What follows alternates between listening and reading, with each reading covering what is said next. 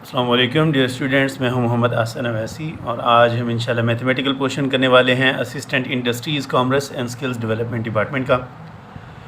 इसके अंदर मैथ के हवाले से हमारा सबसे पहला क्वेश्चन है question number 83। The angle of elevation of a ladder leaning against a wall is 60 degrees. The foot of the ladder is 12.4 metres away from the wall. The length of the ladder is, एक दीवार है, दीवार के साथ हमने एक सीढ़ी लगाई हुई है, ठीक है। अब क्या है, द एंगल ऑफ एलिवेशन जो है, मतलब सीढ़ी का जो पाँव है ना, यहाँ से एंगल ऑफ एलिवेशन जो है, ये वाला एंगल, ये 60 डिग्रीज़ का है। आगे वो कहता है the foot of the ladder is 12.4 metres away. ये वाला डिस्टेंस जो है 12.4 मीटर्स दूर है from the wall. The length of the ladder is, ये वाली जो लेंथ है ये उसने हमसे पूछी है। इस एंगल के हवाले से ये हमारी बेस है और ये हाइपोटेनस है। तो ट्रिग्नोमेट्रिक आइडेंटिटी ऐसी कौन सी है जिसमें बेस और हाइपोटेनस यूज़ होता है, वो है कॉज, हमारी कॉज आइडेंटिटी है। तो मैं यहाँ पे यूज़ करूँगा कॉज ऑफ एंगल, कौन सा है हमारे पास, 60 degrees is equal to base over hypotenuse होता है। मैं लिखूँगा 12.4 ओवर हाइपोटेनस की वैल्यू हमारी कितनी है वो हमें नहीं पता इंक्लाइंड साइड की, मैं यहाँ पे x लिख देता हूँ। अब हमने ट्रिग्नोमेट्रिक वैल्यूज़ का पहले ही टेबल कई बार पढ़ा हुआ है।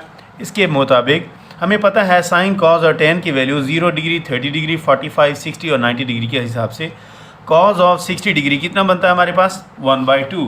तो मैं यहाँ पे लिखता हूँ 1/2 is equal to 12.4 over x। अब इसको हम क्रॉस मल्टीप्लाई कर देते हैं, x इधर 1 से मल्टीप्लाई होगा, 12.4 यहाँ पे 2 के साथ मल्टीप्लाई होगा, तो x आ जाएगा। x की वैल्यू 12 को 2 से 12 का डबल क्या होता है हमारे पास, 24, और 0.4 का मतलब डबल क्या बनेगा हमारे पास, 0.8। तो 24.8 ये है इस लैडर की टोटल हाइट जो हमें यहाँ पे दिया गया। Students, next we have question number 84। If 40% of a number is equal to 2/3 of another number, what is the ratio of first number to the second number. कोई एक नंबर है x, इसका वो कहता है 40% अगर हम निकालें तो वो बनता है, कोई एक अनदर नंबर है, कोई और नंबर y, उसके 2/3 के इक्वल बनता है, is equal to 2/3 of another number, इसके 2/3 के इक्वल बनता है। वो कहता है पहले नंबर की दूसरे नंबर के साथ रेशो बताएं। आपको पता ही है रेशो को हम फ्रैक्शन की फॉर्म में लिख सकते हैं। फिलहाल हमने ये मतलब x ओवर y की वैल्यू निकालनी है, x रेशो y की वैल्यू निकालनी है। तो हम किस तरह करेंगे, तो इसकी लेफ़्ट साइड को अगर मैं फ्रैक्शनल फॉर्म में लिखूँ तो 40% हमारे पास बन जाएगा 40 over 100 of x is equal to 2/3 of y। अब यहाँ पे हमें पता है दोनों 20 पे डिवाइड हो जाते हैं, 22 ज़ार 40 होता है और 25 ज़ार 100 होता है, तो 2 ओवर 5 x बन गया हमारे पास, is equal to 2 over 3 y। हमें वैल्यू चाहिए x ओवर y की, तो मतलब यहाँ पे x हमारा रह जाएगा, y जो वहाँ पे मल्टीप्लाई हो रहा है वो यहाँ पे आकर डिवाइड हो जाएगा। इस तरह हमारे पास x ओवर y बन गया हमारे पास। और इस तरफ जो फ्रैक्शन है, एक फ्रैक्शन अगर एक साइड पे किसी चीज़ के साथ मल्टीप्लाई हो रही हो, दूसरी तरफ जाती है तो उस फ्रैक्शन का इन्वर्स हो जाता है, उलट हो जाती है। 2/5 है, वहाँ पे जाएगी तो ये बन जाएगी 5 ओवर 2, और ऑलरेडी यहाँ पे खड़ी हुई है 2 ओवर 3। ये मैं इसको वैसे का वैसा लिख दूंगा 2 ओवर 3, 2 के साथ 2 कैंसिल हो जाएगा, तो 5 ओवर 3 या 5/3 ये हमारे पास फाइनल आंसर है। Question number 85।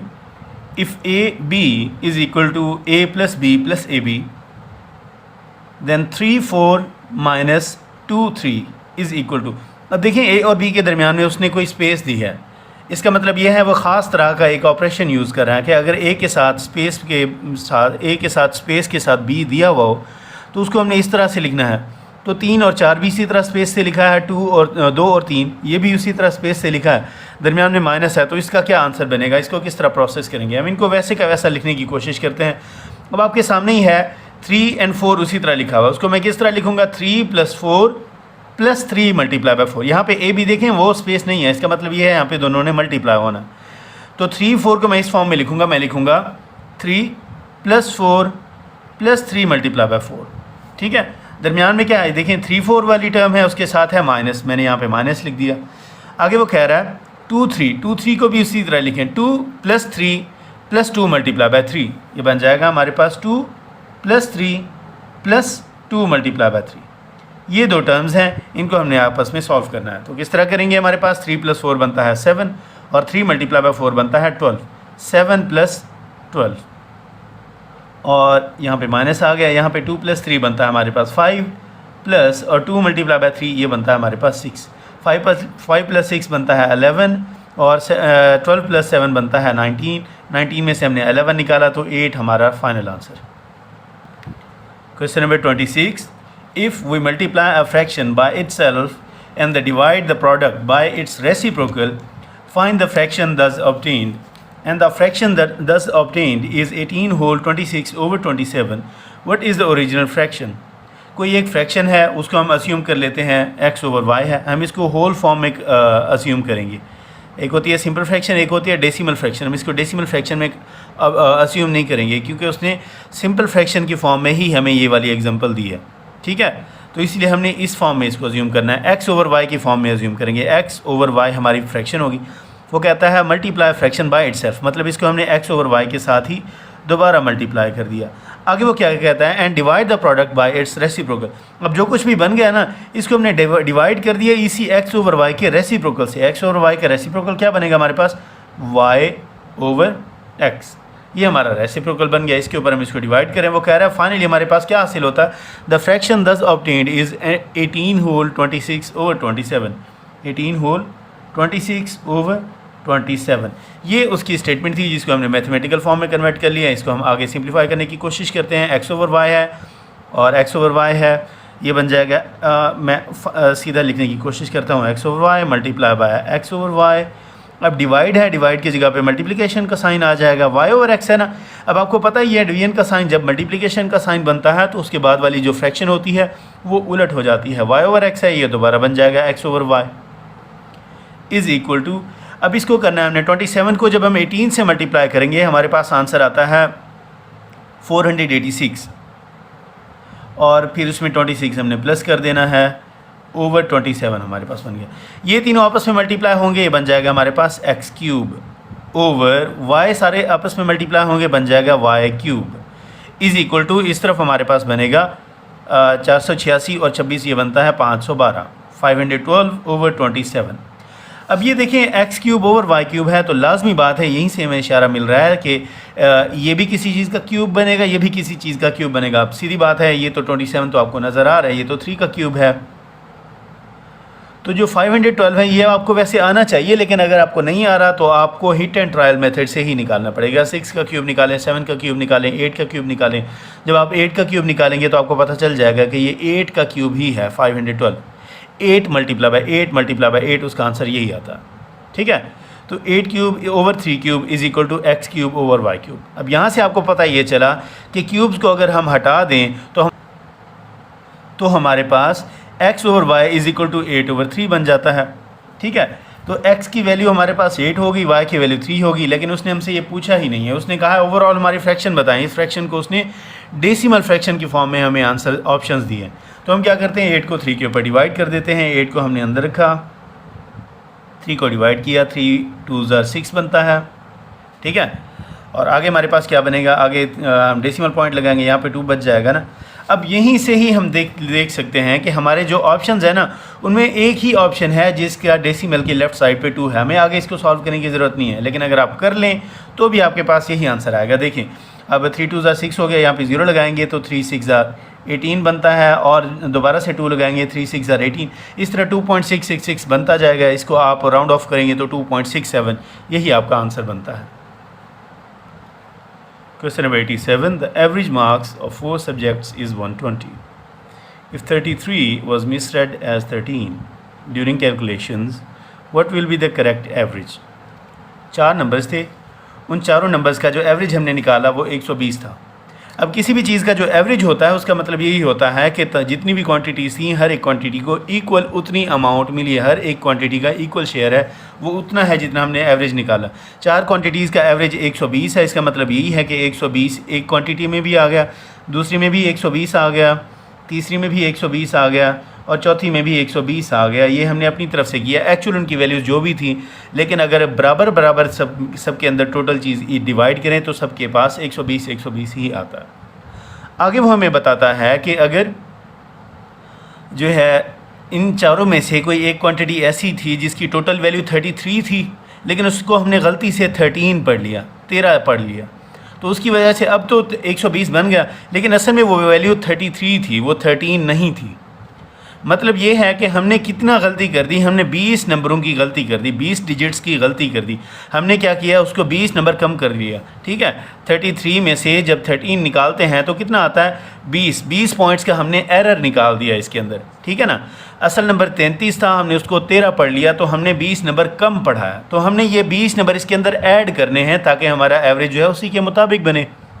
अब ये जो 20 हमारा एक्स्ट्रा हमें मिला है, जो हमने पहले इंक्लूड नहीं किया था, अब इस 20 को भी हम एवरेज के अंदर इंक्लूड करेंगे। वो कहता है what will be the correct average. अब एवरेज को अब करेक्ट करें, जो आपकी गलती निकली है वो 20 नंबरों की निकली है, 20 नंबर आपने कम काउंट किए थे। अब इन 20 नंबरों को सब के अंदर इक्वल डिस्ट्रीब्यूट करके 20 को भी एवरेज के अंदर इंक्लूड कर लें।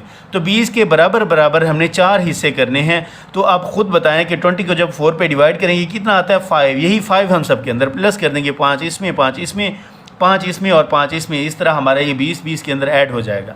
तो टोटल अब हमारा एवरेज कितना बनेगा, सारे के साथ सबका शेयर कितना बनेगा, 120 और 5 125। 125 इज़ आवर न्यू एवरेज। यही हमारा राइट आंसर है।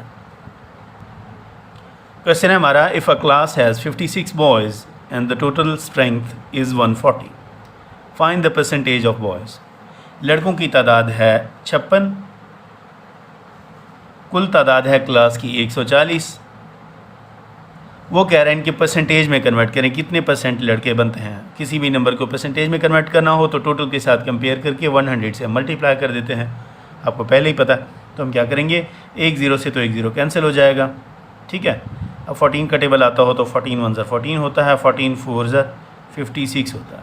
4 को 10 से मल्टीप्लाई करेंगे, 40% आपका राइट आंसर है। स्टूडेंट्स, नेक्स्ट क्वेश्चन है हमारा, log 2 base 10 is equal to 0.3010।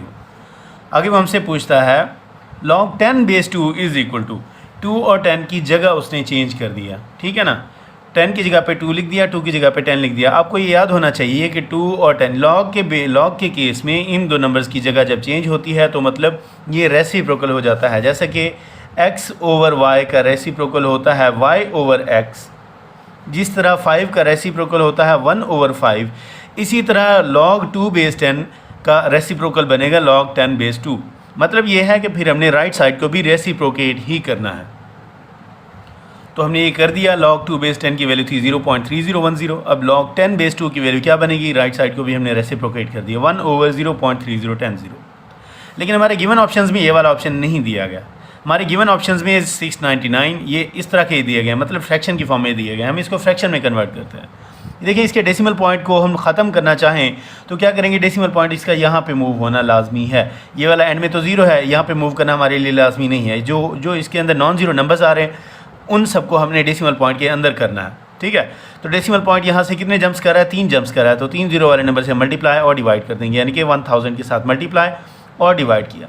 ऊपर वाला तो 1000 वैसे का वैसा रह जाएगा, लेकिन नीचे वाला 1000 0.3010 के साथ मल्टीप्लाई होगा तो ज़ाहिर है इसका डेसिमल पॉइंट 3 डिजिट्स ही मूव करेगा। तो ये बन जाएगा 301, 1000/301। ये हमारा बी ऑप्शन है, यही हमारा राइट आंसर है।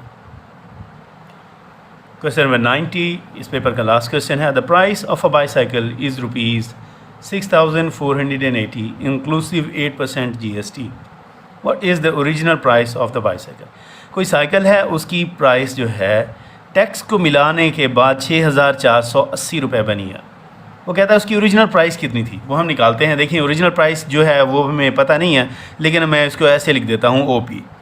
ओरिजिनल प्राइस हमारी, ओरिजिनल प्राइस ये हमारी ये हो गई, और प्लस ओरिजिनल प्राइस का 8% जो है वो हमारे पास GST भी है। ठीक है, ओरिजिनल प्राइस और ओरिजिनल प्राइस का 8% ये हमारा टैक्स हो गया। दोनों को मिलाकर वो खुद ही हमें कह रहा है उसकी प्राइस बन रही है 6,480 रुपये। अब वो कहता है ओरिजिनल प्राइस निकालें। हम ओरिजिनल प्राइस निकाल लेते हैं। देखिए, हमारे पास क्या है, ओरिजिनल प्राइस हमारे पास ये हो गई, मैं इसको ऐसे ही OP कह दूँ, प्लस अब 8% है, 8% का मतलब होता है 8/100 ऑफ ओरिजिनल प्राइस। ठीक है ना, इज इक्वल टू 6,480। इसका आप LCM लेंगे, 100 आपके पास LCM आएगा। ठीक है, और इस तरफ बनेगा आपके पास 100 + 8। ठीक है, ये आपके पास OP आ गया, इज इक्वल टू 6,480। अब 100 और 8 108 बनता है। 108/100, 108/100 OP है, ये दूसरी तरफ जाएगा तो इसका रेसिप्रोकल हो जाएगा, तो ये बन जाएगा, इस तरह बनता है 6480 को 108/100 दूसरी तरफ जाएगा तो 100/108 बन जाएगा। इसको हम इसके साथ कैंसिल करेंगे, पहले 2 के साथ, फिर 4 के साथ, फिर 3 और 5 के साथ जब कैंसिल करते जाएंगे पूरे का पूरा ये कैंसिल हो जाएगा। इस तरफ हमारे पास कुछ भी नहीं रहेगा, 1 रह जाएगा, और इस तरफ ये इसके साथ पूरे का पूरा जब कैंसिल होगा तो हमारे पास ओवरऑल बनता है यहाँ पे 60। अब ये 60 है और ये वाला 100 है हमारे पास, 60 × 100 हमारे पास बनता है 6000, 6000 ओरिजिनल प्राइस है उस बाईसाइकिल की, जिसके ऊपर 8% हमने टैक्स मिलाया, तो हमारे पास बन गया 6480। तो स्टूडेंट्स, मेरे इन क्वेश्चंस के अंदर, इस पेपर के अंदर या पिछले जो हम पेपर्स डिस्कस कर चुके हैं, अगर आपने उनकी वीडियोस देखी हैं तो उनके अंदर किसी भी लिहाज से किसी इंप्रूवमेंट की ज़रूरत हो, आप मुझे फ़ीडबैक देना चाहें, आप कमेंट सेक्शन आप लोगों के लिए ओपन है। इसके अलावा अगर किसी पेपर में से कोई क्वेश्चन स्किप हो गया, एक और वीडियो के अंदर मैंने देखा था एक स्टूडेंट ने कुछ कमेंट्स में लिखे हुए थे, कुछ क्वेश्चन मेरे ख्याल से स्किप हो गए थे, और भी किसी वीडियो के अंदर कोई क्वेश्चन स्किप हो गया हो, कोई क्वेश्चन आप लोगों को अच्छी तरह समझ में ना आया हो, तो प्लीज़ इसी वीडियो के कमेंट्स में आप लोग लिखें। विदिन 2 to 3 डेज़ में इंशाल्लाह जो कुछ आपने लिखा होगा उसी के अकॉर्डिंग जो है मैं एक ही वीडियो बनाकर आपकी वो तमाम क्वेरीज़ को एड्रेस कर लूँगा। बाकी आगे तो पेपर हम चलते जा रहे हैं इंशाल्लाह, जितने ज़्यादा हो सके उतने पेपर्स को हम सॉल्व कर लेंगे वीडियोज़ के अंदर, लेकिन पिछले जितने पेपर सॉल्व हो चुके हैं उनके हवाले से आपकी कोई भी कंसर्न हो, कोई भी क्वेरीज़ हो, वो आपने इसी के कमेंट्स में बताना, मैं इंशाल्लाह उनको एड्रेस कर दूँगा। अल्लाह हाफ़िज़।